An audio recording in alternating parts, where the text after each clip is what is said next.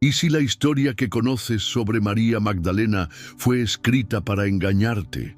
Durante siglos te repitieron que era una pecadora arrepentida, una mujer menor al lado de los apóstoles, un personaje decorativo en el drama de Cristo. Pero, ¿y si todo eso fue diseñado con precisión, no para contar la verdad, sino para enterrarla? Porque en las sombras de los textos prohibidos se esconde otra versión, una mujer iniciada, guardiana de misterios antiguos que la Iglesia prefirió borrar. Los evangelios que nunca te dejaron leer insinúan que su voz no temblaba en culpa, sino que enseñaba con autoridad. Y las conexiones con los templos egipcios, con las escuelas de Isis y Osiris, sugieren que lo que ella sabía podía derrumbar jerarquías enteras. Si esa verdad hubiese llegado intacta hasta nosotros, la imagen del cristianismo sería irreconocible, porque no hablamos de arrepentimiento sino de iniciación, no de pecado sino de poder interior. La pregunta que arde es esta: si María Magdalena fue silenciada por llevar un conocimiento demasiado peligroso, ¿qué revelación olvidada estaba destinada a transmitirte? ¿Y por qué justo ahora vuelve a resonar? Te contaron una historia oficial, repetida en sermones, catecismos y libros de historia. María Magdalena, la prostituta arrepentida que lloró a los pies de Cristo y que fue perdonada por su compasión. Esa es la imagen que sobrevivió durante siglos. Una mujer reducida al arrepentimiento, a la marginalidad, al papel secundario. Pero, ¿alguna vez te preguntaste por qué esa fue la versión que triunfó? ¿Por qué la voz de Magdalena fue callada en los concilios, en las homilías, en las pinturas oficiales? La respuesta no está en un error inocente, sino en una operación consciente, un borrado calculado. En los primeros siglos del cristianismo, nada era tan uniforme como después nos hicieron creer. No había un solo evangelio, ni una sola doctrina, ni un solo credo. Había disputas, tensiones, interpretaciones que chocaban entre sí. Había comunidades que leían textos que hoy llamamos apócrifos. El Evangelio de Tomás, el Evangelio de Felipe, la Pistis Sofía y, por supuesto, el Evangelio de María Magdalena. Para ellos, la figura de Magdalena no era la de una mujer perdida y luego salvada, sino la de una discípula esclarecida, portadora de un conocimiento que incluso los apóstoles no podían comprender. Imagina por un momento ese escenario. Siglo II. Ciudades como Alejandría, Éfeso, Antioquía.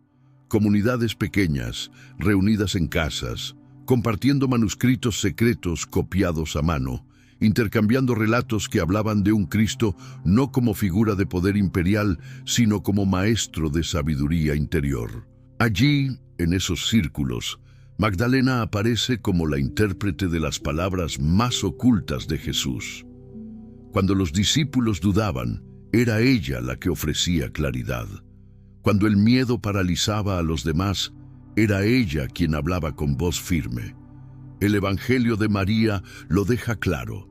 Después de la muerte del Maestro, los discípulos están confundidos, desesperados.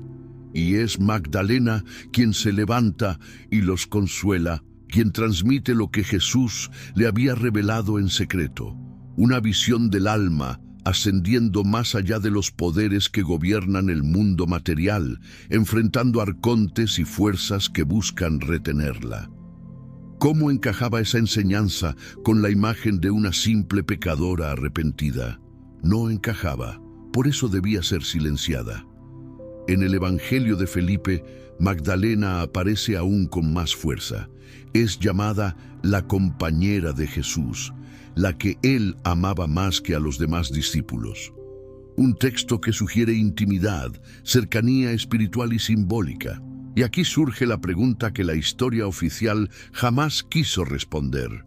¿Cómo habría cambiado la percepción del cristianismo si desde el inicio se hubiera aceptado que Magdalena no era una seguidora menor, sino una portadora de gnosis, de conocimiento secreto? ¿Qué habría ocurrido si en lugar de Pedro, Pablo o Juan hubiera sido Magdalena la referencia espiritual de la comunidad? La iglesia que conocemos habría sido irreconocible. Pero el poder no tolera rivales, y mucho menos tolera la figura de una mujer como maestra espiritual. En un mundo romano dominado por jerarquías masculinas, aceptar la voz de Magdalena significaba legitimar lo femenino como canal de revelación divina. Eso era demasiado subversivo, demasiado peligroso. Así que, poco a poco, su imagen fue borrada, degradada, reducida.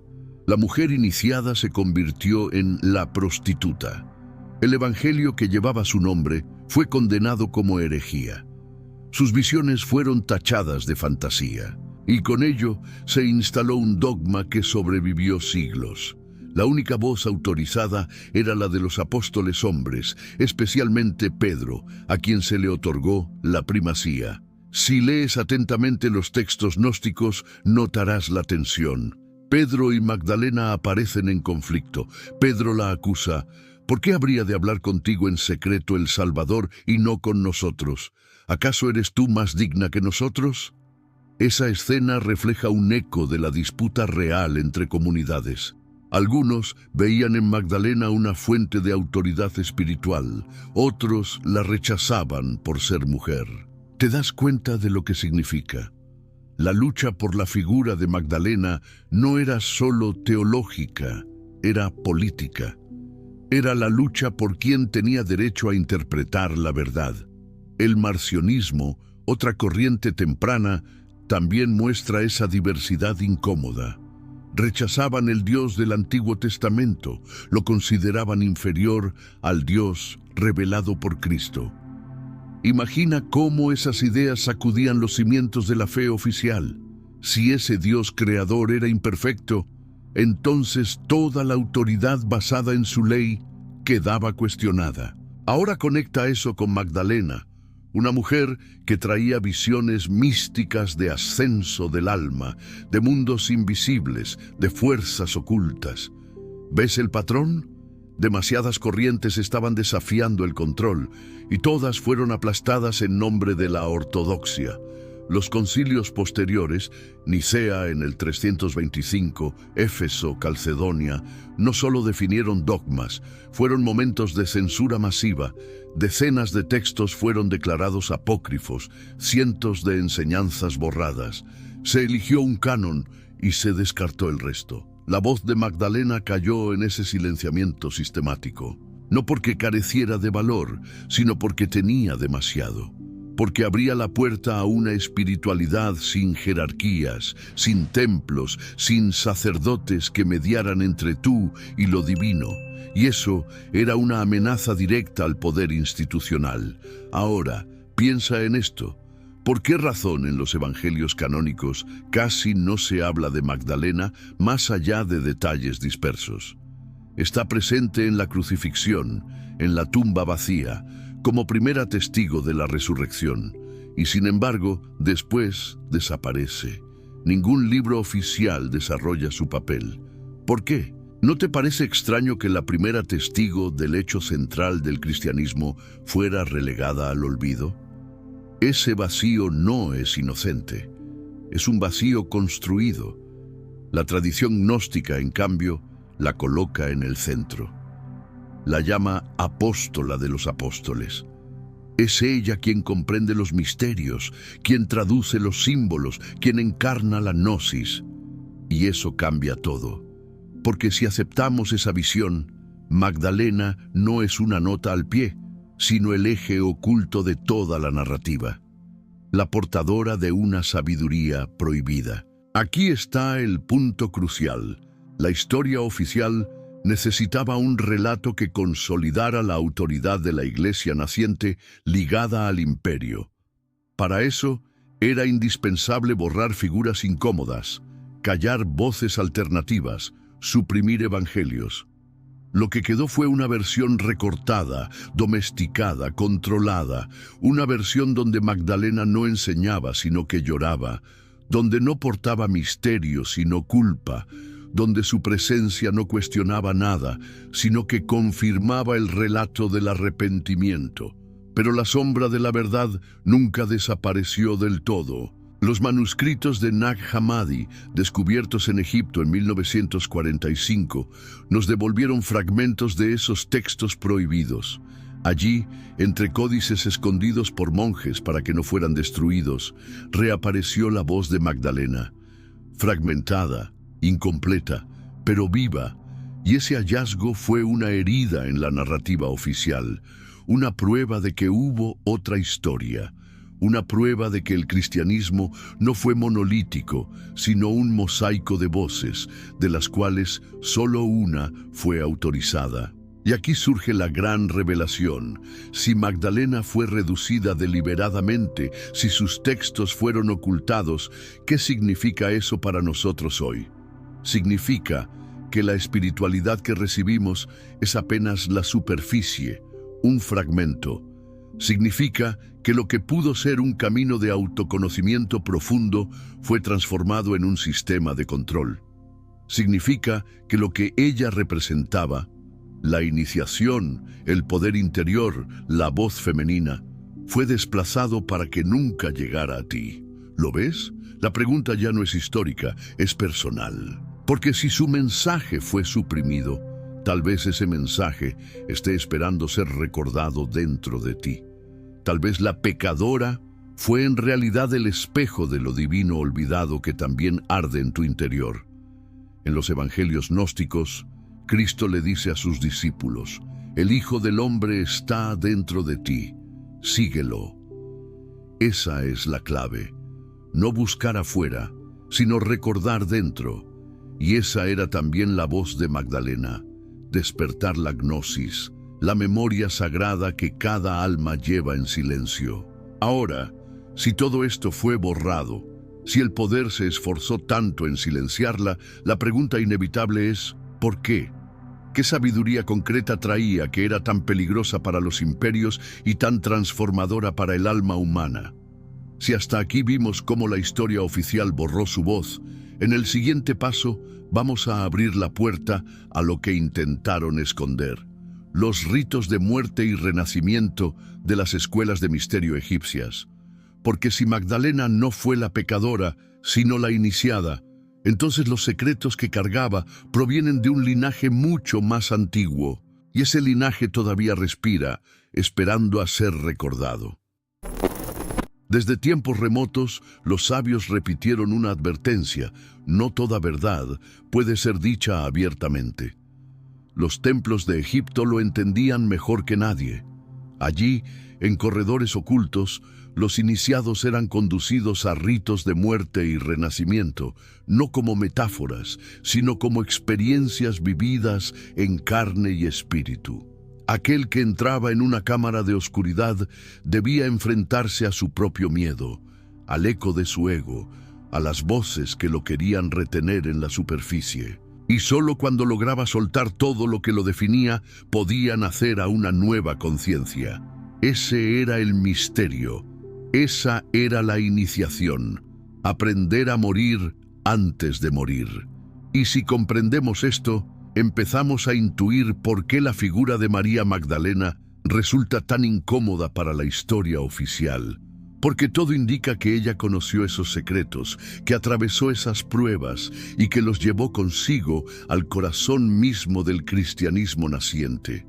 Imagínalo, una mujer vinculada a las tradiciones egipcias, respirando el mismo aire que los iniciados de Isis, escuchando los cantos sagrados que abrían los portales interiores, aprendiendo a percibir el alma como viajera entre mundos.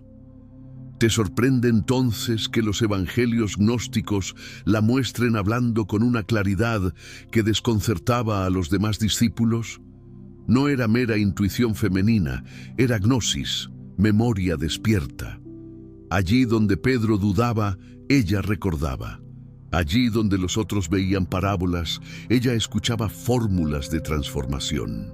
Y esa diferencia lo cambia todo, porque significa que el cristianismo temprano no fue únicamente un conjunto de dogmas, sino también un cruce con las corrientes iniciáticas del Mediterráneo, y que Magdalena fue un puente entre esas aguas. El simbolismo lo confirma. Isis, la gran diosa egipcia, no era simplemente una deidad de fertilidad o magia, como la redujeron siglos después. Era la guardiana de la vida y de la muerte, la que podía descender al inframundo para recomponer los fragmentos de Osiris y devolverle el soplo vital. Esa imagen no es mito vacío, es una enseñanza en clave, la energía femenina como fuerza restauradora, la memoria sagrada que reúne lo disperso y lo transforma en unidad. Y cuando vemos a Magdalena junto a Jesús, acompañándolo en el descenso de la pasión y sosteniendo la certeza en la resurrección, ¿acaso no vemos el mismo patrón repetido? Cristo como Osiris, atravesando la muerte; Magdalena como Isis, sosteniendo la visión que permite el renacimiento. No es coincidencia, es diseño. Los arquetipos se repiten, no por casualidad, sino porque encierran leyes universales. El clímax narrativo surge aquí. ¿Y si el relato central del cristianismo fuera en realidad una relectura de los misterios egipcios? ¿Y si la resurrección no fuera únicamente un acontecimiento físico, sino el símbolo de un proceso interior de transformación que ya se practicaba en los templos de Isis? ¿Y si Magdalena no fuera testigo pasiva, sino sacerdotisa portadora de ese saber? Esta hipótesis revierte por completo la visión tradicional. No estamos hablando de arrepentimiento ni de moralidad, sino de alquimia espiritual, de un conocimiento reservado para pocos, un conocimiento que la Iglesia posterior no podía tolerar, porque devolvía el poder al individuo y hacía innecesaria la intermediación de cleros y jerarquías. Los textos gnósticos lo insinúan con fuerza. En la Pistis Sophia encontramos descripciones detalladas del alma enfrentando potestades y ascendiendo a esferas superiores. Allí, las voces femeninas ocupan un papel central. No son adornos, son canales de revelación. Sofía misma representa la sabiduría caída y restaurada, una figura que refleja la experiencia de todo ser humano atrapado en el mundo material y llamado a regresar a la plenitud. Magdalena en ese marco no es pecadora, sino Sofía encarnada, la portadora de la sabiduría que guía el retorno. ¿Puedes sentir el peso de esa idea? Si esto es cierto, entonces la Iglesia no solo redujo a una mujer, sino que ocultó la llave misma de la transformación espiritual, la sabiduría femenina como camino hacia lo divino. Algunos pasajes del Evangelio de Felipe son aún más directos. Allí se habla de la compañera del Salvador, a quien él amaba más que a los otros discípulos. Los estudiosos discuten si se trata de metáfora o de literalidad, pero lo esencial no es el detalle carnal, sino el reconocimiento de que había una relación especial, una resonancia espiritual. En los lenguajes iniciáticos, compañero no significa solo afecto, significa aquel que comparte el mismo grado de conocimiento, el mismo sendero de iniciación. De ser así, Magdalena no era inferior, era igual. Y eso, para una religión construida sobre jerarquías rígidas, resultaba insoportable. Imagina la escena. Un círculo de discípulos confundidos, inseguros, con miedo al vacío dejado por la crucifixión. Y una mujer que se levanta y habla con certeza, transmitiendo visiones que van más allá de la carne, mostrando que la muerte no es el final, que el alma puede ascender más allá de los arcontes. Esa voz femenina era peligrosa no por debilidad, sino por fuerza. Representaba lo que más temía el poder, la posibilidad de que la autoridad espiritual no dependiera de títulos ni de género, sino de experiencia interior. Y por eso había que reducirla, convertirla en penitente, borrar su evangelio, sepultar sus palabras bajo montañas de dogmas. Lo fascinante es que, a pesar de siglos de silencio, Esas enseñanzas resurgen cada vez que alguien se atreve a mirar detrás del velo. Los ritos egipcios de iniciación describen descensos a cámaras oscuras durante días, enfrentamientos con visiones internas, experiencias de desdoblamiento y despertar de la conciencia. ¿Acaso no resuena con lo que hoy llamamos retiros de silencio, prácticas de meditación profunda, ceremonias con plantas sagradas o procesos de terapia transpersonal? La forma cambia, pero la esencia permanece. Morir simbólicamente al ego para renacer en un nivel más profundo de ser. Y Magdalena, según los textos ocultos, transmitía exactamente ese tipo de enseñanzas. Ella sabía que el verdadero templo no se encontraba en Jerusalén ni en Roma, sino dentro del propio cuerpo. Que los centros de energía, lo que hoy llamamos chakras, eran en realidad puertas de luz que podían abrirse con respiración, canto, intención. Que el cuerpo mismo es un mapa del cosmos. ¿Te das cuenta de lo que implica? Si esto hubiera sido aceptado, el cristianismo habría nacido como un camino de autoconocimiento radical, no como una estructura de obediencia. Aquí, el espectador empieza a sentir la herida intelectual, porque significa que lo que nos enseñaron como religión pudo haber sido, en su origen, un sistema de liberación interior. Significa que lo que fue llamado herejía era en realidad la enseñanza más cercana a la experiencia mística, y significa que Magdalena fue la portadora de esa corriente, la sacerdotisa que encarnaba el puente entre la sabiduría egipcia y el mensaje de Jesús. No una pecadora, no una seguidora menor, sino la clave olvidada de un cristianismo alternativo que nunca se nos permitió conocer. Y aquí surge la pregunta que nos conduce al próximo nivel. Si Magdalena representaba esa unión de misterios, si su figura fue deliberadamente silenciada, ¿qué significa eso para ti hoy? Porque este no es solo un relato arqueológico o un mito interesante. Es un espejo que te interpela directamente. Si ella fue la iniciada que recordaba la verdad cuando todos dudaban, ¿qué parte de ti necesita recordar lo que has olvidado? Si ella atravesó la muerte simbólica y emergió con sabiduría, ¿qué muerte interior te está esperando para que nazcas de nuevo? No es historia muerta, es invitación viva. El secreto que intentaron enterrar es que tú también llevas dentro esa chispa, ese mapa, esa posibilidad de despertar. Y justo aquí dejamos la tensión abierta, porque si el cristianismo oficial se construyó sobre el borrado del femenino sagrado, el próximo paso será mirar de frente ese regreso. ¿Qué significa que Magdalena sea el espejo de Isis? ¿Qué significa que el Cristo sin ella quede incompleto? ¿Qué significa que la fuerza transformadora no esté en templos ni jerarquías, sino en el despertar del alma a través del femenino que sana y recuerda? Esa es la revelación que aguarda en la puerta secreta que pocos se atreven a cruzar.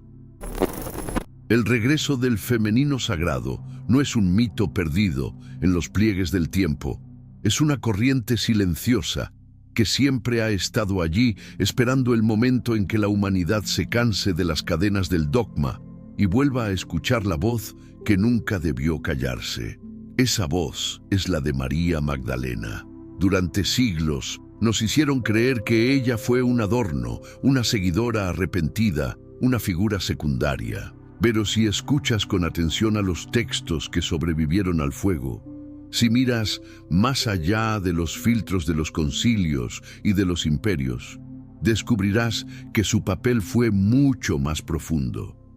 No se trataba solo de ser testigo de la resurrección, se trataba de encarnar la misma energía que los antiguos llamaban Isis, la fuerza femenina capaz de recomponer lo roto y devolverlo a la vida. Y es aquí donde la historia se convierte en espejo, porque el regreso del femenino sagrado no es un dato arqueológico, es una llamada personal. Es la frontera oculta que todos llevamos dentro, la puerta secreta que se abre cuando el alma está lista para recordar lo que nunca debió olvidar. Imagina por un instante lo que significa que Jesús y Magdalena no fueran maestro y seguidora, sino resonancias de un mismo misterio, la unión de dos polos que juntos mostraban la alquimia espiritual. Osiris y Isis, Cristo y Magdalena, masculino y femenino, no en conflicto, sino en equilibrio. La historia oficial nos enseñó a venerar al Cristo separado, al héroe solitario, al Salvador que carga con todo. Pero ¿qué sucede cuando descubrimos que la otra mitad del relato fue arrancada? Sucede que nos damos cuenta de que la verdad nunca estuvo completa. Magdalena no estaba detrás ni debajo, estaba al lado, sosteniendo la frecuencia, recordando que la transformación no es posible sin la memoria femenina. Y esa memoria no se limita al género, es una dimensión de la conciencia que todos tenemos, aunque haya sido despreciada por siglos. En los evangelios gnósticos se percibe con claridad. Cuando los discípulos tiemblan de miedo, es ella quien habla. Cuando la duda paraliza, es ella quien recuerda. Ese detalle no es accidental, es un código. Significa que la revelación más profunda no viene del poder ni de la fuerza externa, sino de la sabiduría que sabe consolar, integrar, sanar. Por eso su figura fue peligrosa, porque mostraba que no hacía falta la espada ni la autoridad imperial para tocar lo divino. Bastaba con escuchar al corazón en silencio. Y eso amenazaba todo un sistema construido sobre jerarquías, sobre obediencia ciega, sobre miedo. ¿Cómo sostener el poder de un imperio si cualquier alma podía recordar lo divino sin pasar por sus templos? Por eso su voz fue borrada, y por eso hoy vuelve a resonar. Lo fascinante es que su legado no murió. Se camufló en símbolos, se escondió en tradiciones menores, se susurró en monasterios que se atrevieron a guardar pergaminos prohibidos. Y en cada época, en cada despertar colectivo, esa corriente femenina volvió a manifestarse. A veces como mística, a veces como profetisa, a veces como bruja condenada. Siempre como recordatorio de que lo sagrado no puede ser monopolio de instituciones. Y ahora, en un mundo saturado de ruido, dogma y superficialidad, su memoria se siente más viva que nunca. Porque todos, en algún momento, sentimos que lo que nos enseñaron no basta, que falta algo esencial. Ese vacío que arde en el pecho es precisamente el eco de Magdalena llamando a recordar. El retorno del femenino sagrado no es teoría abstracta, es experiencia concreta. Se manifiesta en prácticas que muchos consideran marginales, pero que son herederas directas de los misterios antiguos. La meditación en silencio, el trabajo con la sombra, la escritura que desentierra pensamientos ocultos, los rituales de luna, la danza sagrada, el uso de aromas y aceites para despertar memorias internas. Todo esto no son modas, son fragmentos de un camino que ya recorrían los iniciados de Egipto. Magdalena lo sabía. Ella no se limitó a escuchar parábolas, ella practicó la alquimia del cuerpo y del espíritu. Comprendía que la respiración podía abrir portales, que el sonido podía armonizar energías, que el cuerpo mismo era un templo lleno de puertas de luz. Y ese conocimiento, transmitido de boca en boca, sobrevivió disfrazado, esperando a ser redescubierto. Pero aquí está la clave. Este no es un mensaje para las masas, nunca lo fue. Las enseñanzas de los misterios siempre estuvieron reservadas a quienes se atrevían a cruzar el pasaje velado de la conciencia. No porque fueran elitistas, sino porque no todos están dispuestos a enfrentar su propia oscuridad. La mayoría prefiere el consuelo de las certezas simples, de los dogmas que prometen salvación sin esfuerzo. Pero tú, que escuchas estas palabras, ya intuyes que el camino verdadero es otro. Es más duro, sí, pero también más real. No se trata de creer, se trata de experimentar. No se trata de esperar respuestas externas, se trata de encender la memoria interior. Por eso la figura de Magdalena vuelve a incomodar, porque te recuerda que el poder siempre estuvo en ti y que ningún sacerdote, ningún sistema puede arrebatártelo. Piensa en lo que implica aceptar esto. Significa que la religión que conociste tal vez haya invertido los papeles, que lo que llamaste pecado era en realidad símbolo de potencial y lo que llamaste virtud podía ser sumisión. Significa que la verdadera revelación no vino de los altares dorados, sino de las voces que fueron silenciadas. Y significa, sobre todo, que la transformación espiritual no ocurre acumulando rezos, sino atravesando la frontera interna donde mueren las máscaras y nace la claridad. Esa frontera oculta es el verdadero secreto que los misterios custodiaban, y Magdalena era su guardiana. En este punto, la pregunta deja de ser histórica y se vuelve personal. ¿Qué parte de ti necesita recordar a Magdalena? ¿Qué fragmento de tu alma está esperando que reconozcas la voz de la sabiduría femenina que sana y restaura? Porque si la historia fue manipulada para esconderla, quizás lo mismo ocurre dentro de ti. Hay memorias que tu ego ha enterrado, verdades que tu miedo ha sepultado, pero que siguen vivas esperando el momento de salir a la luz. Ese momento es ahora. El retorno del femenino sagrado no es un evento exterior, es un despertar interior. Es permitir que la energía de Isis y de Magdalena vuelva a habitarte, no como figuras externas, sino como reflejos de tu propia conciencia. Y así, poco a poco entiendes por qué este relato nunca fue contado en los templos oficiales. Porque no conduce a la obediencia, conduce a la libertad, no conduce al rebaño, conduce al individuo que recuerda. No produce súbditos, produce almas despiertas. Y un mundo de almas despiertas es ingobernable para los imperios, pero profundamente real para quienes se atreven a vivirlo. Por eso, cada palabra que lees aquí es más peligrosa que 1000 dogmas repetidos, porque no busca convencerte, busca que recuerdes lo que ya sabes en silencio. Esa es la marca de la gnosis. No trae conocimiento externo, despierta la memoria que ya estaba en ti. El camino no es fácil. Implica mirar las heridas, enfrentar las sombras, reconocer las contradicciones. Implica aceptar que has vivido bajo narrativas que te mantenían dormido y que ahora puedes soltar. Pero ese proceso, aunque doloroso, es la verdadera resurrección. Morir a la ilusión, renacer en la claridad. Magdalena lo sabía, por eso fue la primera en reconocer al Cristo resucitado, porque ya había pasado por esa experiencia en su interior.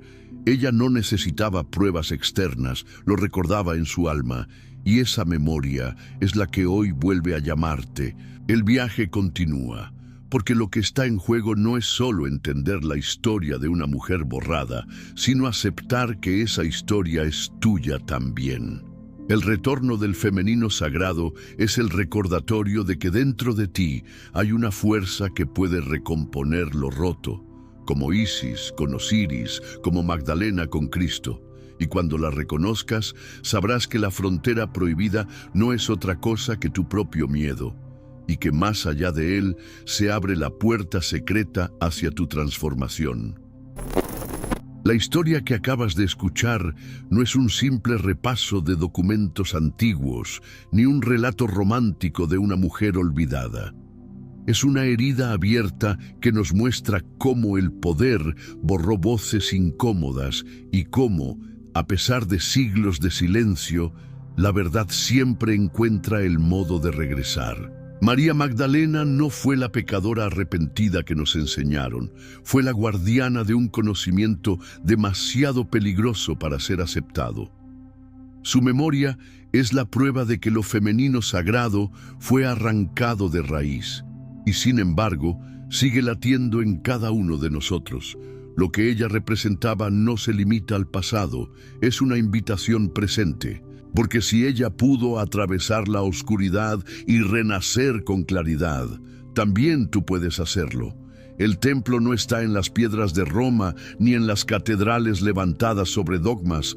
El templo eres tú, tu cuerpo, tu respiración, tu conciencia. Eso es lo que intentaron esconder y eso es lo que ahora resuena de nuevo. Y si llegaste hasta aquí, ya sabes más de lo que deberías. Suscríbete, porque lo prohibido apenas comienza a revelarse y lo que viene después puede transformar lo que crees que es tu fe para siempre.